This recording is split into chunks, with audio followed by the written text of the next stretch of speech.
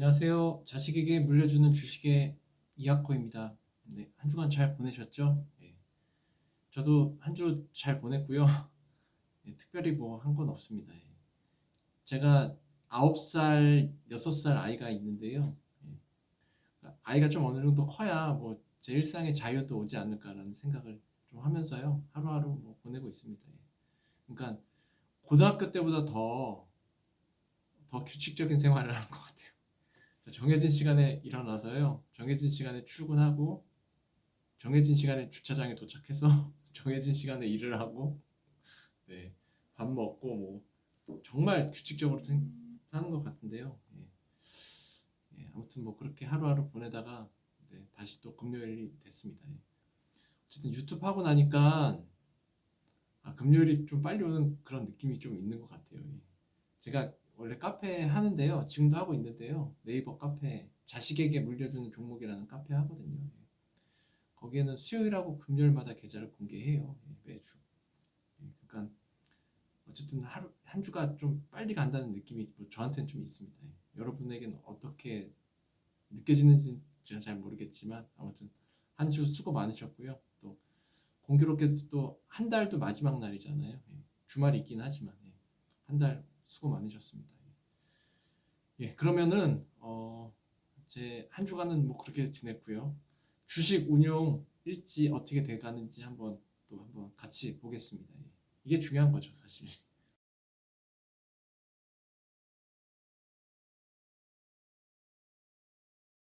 이번 주에 한 건 아무것도 없고요, 사실. 원래 그랬고요. 한 게 없습니다. 아무것도 없고요.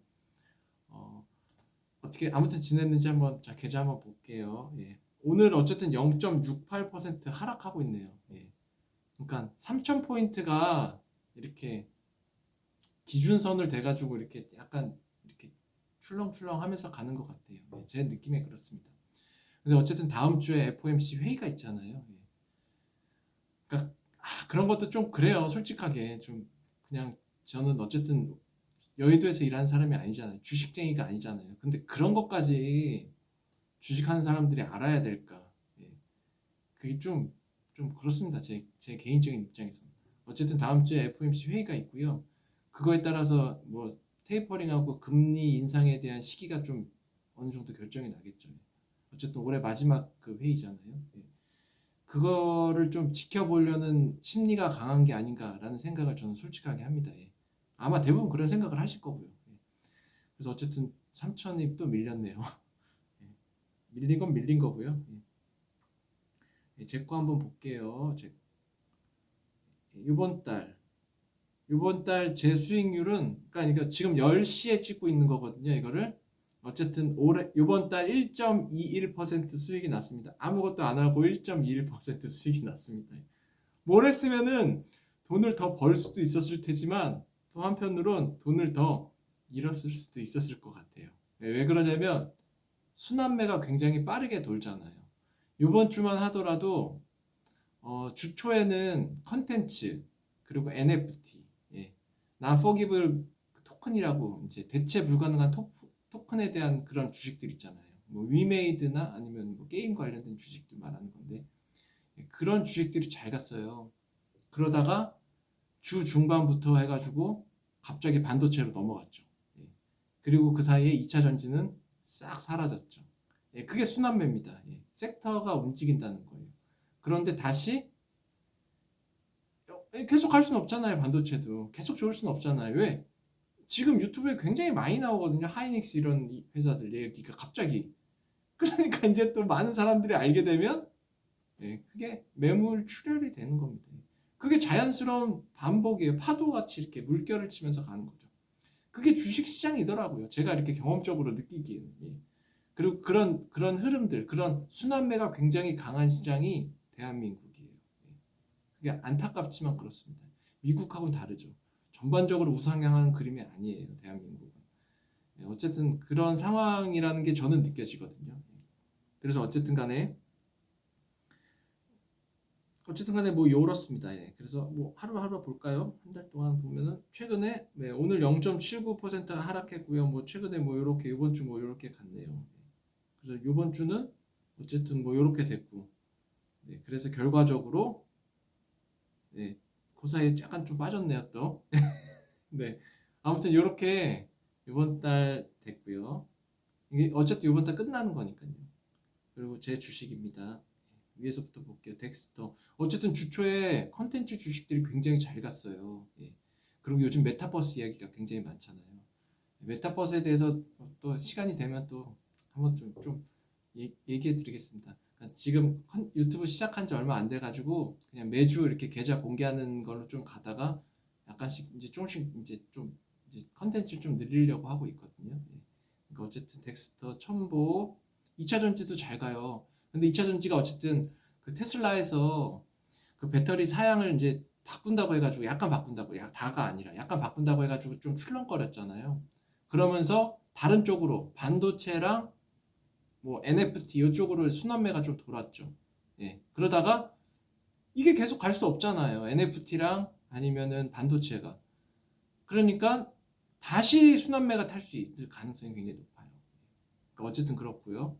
리노공업, 뭐 삼성전자, 우선주, 한원 시스템, 하이브도 되게 좋죠. 엔터주가 굉장히 잘 가잖아요. 메타버스 아니면 컨텐츠랑 연관돼가지고 섞여가지고. 그리고 리오프닝 주식 중에서도 또 한몫을 하죠.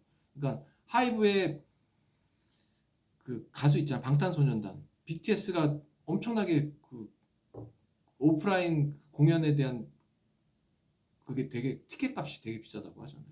어쨌든 SK텔레콤은 한 달간 정지입니다. 예. 그리고 하이닉스 잘 갔고 잘 갔다가 요즘 또 다시 조정 받는 거죠. 뭐 오늘부터. 예. 카카오도 뭐 마찬가지죠. 네이버 카카오가 소프트, 타이거 소프트에는 어쨌든 네이버 카카오가 가장 크니까요, 비중이. 그러니까 뭐 이렇게 됐습니다. 삼성전자 어려워요. 역시 어려워요. 잘 안 가요, 생각처럼. 그리고 코덱스 잘 안 가고요. 지수가 안 가는 거죠. 3천 이상에서 쫙쫙쫙쫙 가지 않잖아요. 저는 리오프닝 주식으로 강원된 생각했는데 좀 아닌 것 같습니다. 좀 아닌 것 같아요. 잘못 선택한 것 같아요. 예. 셀트리온 헬스케어도 이거 좀 괜찮다고 생각했는데 이것도 좀 잘못 선택한 것 같은 생각이 좀. 예, 아무튼 저 뒤쪽에서 좀 다시 얘기 드릴게요. 예, 현재 이렇고요. 미국 주식도 뭐 그냥 합니다. 예.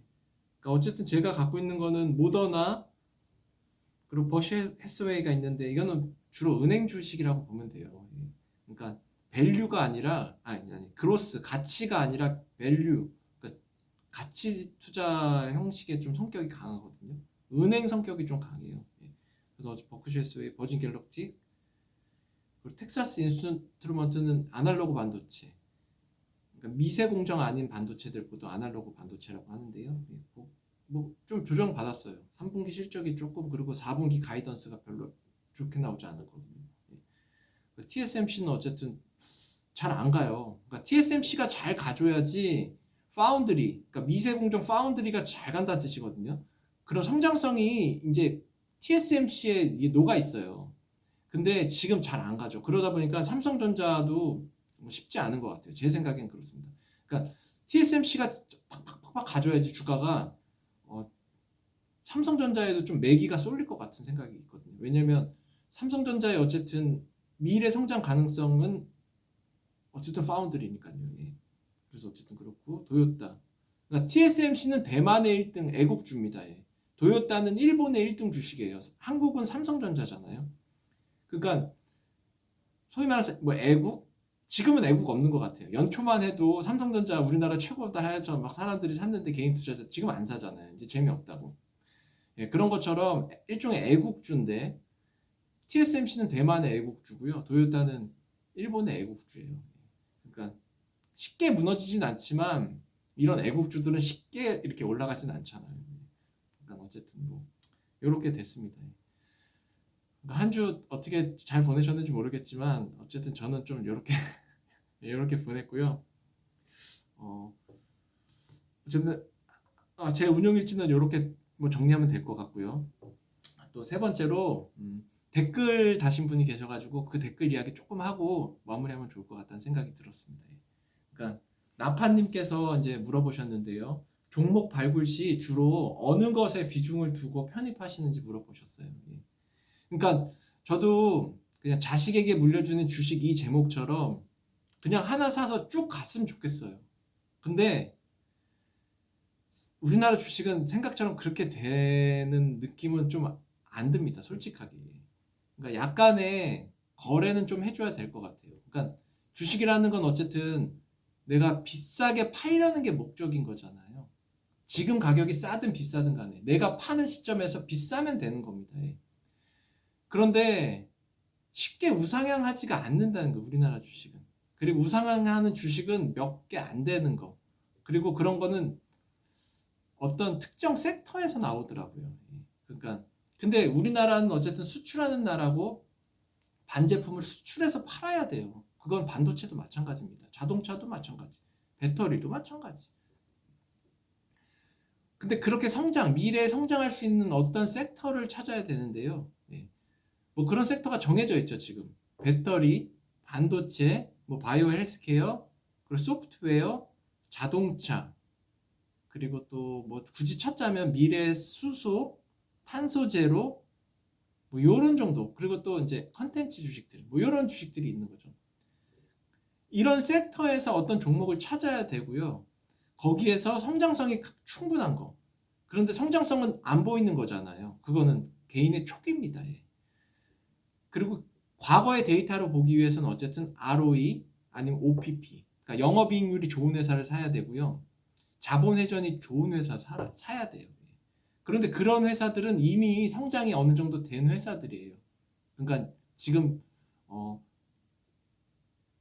TCK나 뭐 리노공업 같은 소부장에서 뭐 그런 회사들, SK 머터리얼즈 같은 회사들, 그런 회사들은 이미 어느 정도 밸류에이션이 다 주가에 녹아 있잖아요. 그리고 과거 데이터들이 있고. 근데 앞으로 데이터들이 주로 없는 것들, 뭐 컨텐츠 주식들이라든지 뭐 이런 주식들은 주가의 ROE나 OPP 이런 게 별로예요. 예. 그러니까 그런 거를 구분하기가 너무 어렵다고 전 생각해요. 그래서 여러 종류 종목을 이렇게 다양한 포트폴리오를 짜는 거고요. 한국 주식의 또 하나 특징은 순환매잖아. 이게 이렇게 계속 돌잖아요. 배터리 갔다가 반도체 갔다, 반도체 갔다 컨텐츠 갔다, 컨텐츠 갔다 뭐 바이오 헬스케어 갔다가 자동차 갔다가 소프트웨어 갔다가 가끔 또 수소 갔다가 5G 갔다가 뭐 이렇게 돌잖아요. 예. 그게 특징 같아요. 그래서 여러 종목을 보유하는 겁니다. 왜냐면 주식 노동자가 되고 싶은 생각이 없거든요. 안 그러면 계속 단타 쳐야 돼요. 예. 그래서 저는 좀 그런 입장이고요. 그리고 또 주식은 또 어쨌든 금리와 또 연관이 또 상관 관계가 굉장히 높잖아요. 할인율이 높아지면은 주가는 떨어질 수밖에 없어요. 그러니까 금리가 올라가면 주가는 어느 정도 좀 내려온다는 가정이 있거든요. 그래서 어쨌든 뭐 쉽진 않아요. 예. 그런 거를 다 복합적으로 다 작동하는 게 주식시장이잖아요. 예. 그러니까 지금은 어쨌든 그런 생각을 하고 있고 지금은 굳이 이렇게 새로운 종목을 편입할 생각은 없고요. 싸게 사야 되기 때문에 싸다는 거는 개별 종목만 봐서는 안 된다고 생각하거든요. 지수가 확 무너졌을 때, 그러니까 지수가 우리 2,900까지 무너졌다가 반등해서 지금 3,000 온 거잖아요. 2,900이 무너지는지 봐야 되는 거죠. 그러니까 2,900이 무너질 때까지 저는 웬만해서는 잘 거래는 안 할 것 같아요. 근데 2,900이 무너질 때 어느 정도 주식을 쳐낼 겁니다. 그러니까 밑에서, 위에서 잘 가는 거 말고 밑에서 수익 안 나는 놈들 먼저 쳐낼 것 같아요. 저는. 그리고 나서 다시 2,900이 무너지면 2,800이나 이렇게 가겠죠. 그럼 그때 리밸런싱 다시 하는 거죠. 왜냐면 현금이 좀 있으니까. 2,900이 무너질 때 현금을 좀 갖고 있으니까. 그래서 리밸런싱 해서 다시 또 가는 그런 전략이 싸게 살 수 있는 것 같다는 생각을 해요. 주식을 싸게 사는 건 어쨌든 시장의 영향을 받기 때문인 거죠. 그래서 그렇게 생각하고 있고요. 어쨌든 제 주식에서도 마이너스 치는 종목들이 있잖아요. 그것도 관리해야 돼요. 근데 제가 갖고 있는 돈은 정해져 있다고요. 그거는 여러분도 마찬가지일 거예요. 그러니까 새로운 종목을 사는 것도 중요하지만 지금 내가 마이너스 치고 있는 종목을 어떻게 관리할 것인가도 굉장히 중요합니다. 그러니까 그 고민을 좀 해보는 거죠. 예를 들어서 예를 하나만 들어볼게요. 예를 들어서 지금 제 거 중에 제일 안 좋은 종목이 셀트리온 헬스케어인데 셀트리온 헬스케어는 어쨌든 간에 지금 요 가격이 요게 지금 무너졌잖아요. 지금 무너진 거거든요. 이거 지금 무너지려고 하는 거예요. 지금 거래량도 조금씩 늘어나고 있잖아요, 지금. 그러니까 이게 무너지면은 요 밑에까지 어디가 가겠죠. 뭐 8만 원 뭐 이렇게 넘게 가겠죠. 밑으로 빠질 거예요. 그럼 여기 전저점이니까 7만 9천 뭐 요 정도 8만 원 정도 빠질 거라고 생각되거든요. 그러니까 예상이 되는 거예요. 그럼 그때 물 타야죠. 물을 타도. 그래야지 평단이 낮아집니다. 예. 아니면 지금 내가 갖고 있는 거에서 약간 손절을 하는 거예요. 절반 정도. 그리고 나서 왜냐면 절반 손절하는 이유는 다시 올라갈 수가 있으니까. 그러니까 분할 거래하는 거거든요. 그래서 다시 8만 원에서 다시 잡는 거죠. 예. 그럼 평단이 많이 낮아질 거 아니에요. 그리고 나서 좀 지켜보는 거죠. 예. 홀딩하면서. 예. 그러니까 뭐 그런 식으로 좀 전략을 짜는 겁니다. 예. 그런데 그럴 수밖에 없는 이유 중에 하나가 어쨌든 간에 코스닥에서는 다시 2차 전지가 순환매로 타고 있잖아요. 지금 딱 보면. 예. 에코프로비엠, LNF 쪽으로 돈이 가고 있잖아요. 그러니까 저는 2차 전지가 조정을 받으면 셀트리온 헬스케어가 지수를 방어해 줄 거라고 저는 생각했던 거예요. 예. 근데 착각이었죠. 네. 예, 그래서 돈을 어쨌든 손해가 나고 있는 거라고 저는 생각하는 겁니다. 예, 그렇게 해가지고 주식 편입 새로운 종목을 발굴해서 넣든지 아니면 요 평단을 좀 관리해야 된다. 예, 그런 제 안에 숙제가 있는 겁니다. 예. 그렇게 지금 생각하고 있습니다. 예. 그래서 새로운 종목, 제가 없는 종목들이 있어요. 뭐 수소 아니면은 뭐 5G 뭐 아무튼 제가 없는 섹터의 종목 조선 건설 이런 거 없거든요. 지금 철강 이런 거 없거든요. 예. 다시 편입한다면 그런 쪽으로 제가 없는 거에서 좀 편입하고 싶은 생각이 좀 있습니다. 왜냐면 그쪽 주식들이 좀 안 좋거든요. 지금 대체적으로. 그러니까 싸다는 뜻이에요. 예. 그래서 그렇게 좀 생각하고 있습니다. 예. 아무튼 저기 이렇게 좀 답변되면 좀 이해가 되시는지 모르겠네요. 좀 어렵네요. 좀 제가 얘기하고도 좀 자세하게 푸는 컨텐츠 한번 좀 만들어 보도록 하겠습니다. 예. 아무튼 저기 한 달, 한 주 그리고 오늘 하루도 수고 많으셨고요. 다음 한 달 또 11월 달은 어쨌든 기대가 되는 한 달이잖아요. 또 왜냐면 5월 달부터 10월 달까지는 주식시장이 별로 안 좋아요. 역사적으로 평균적으로. 그리고 11월 달부터 내년 초반에 그럴 때 좀 주식시장이 좀 좋습니다. 그 평균적으로 그래요. 예. 항상 그런 건 아니고요. 그러니까 이제 좀 어느 정도 조정이 많이 왔다고 생각된다고 좀 생각하니까요. 또 한 달 또 잘 보내봐야죠. 예. 뭐 방법 없잖아요. 주식은 어쨌든 갖고 있어야 되는 거잖아요. 예. 아무튼 한 달 수고 많으셨고요. 또 다음 주에 뵙겠습니다. 네, 감사합니다.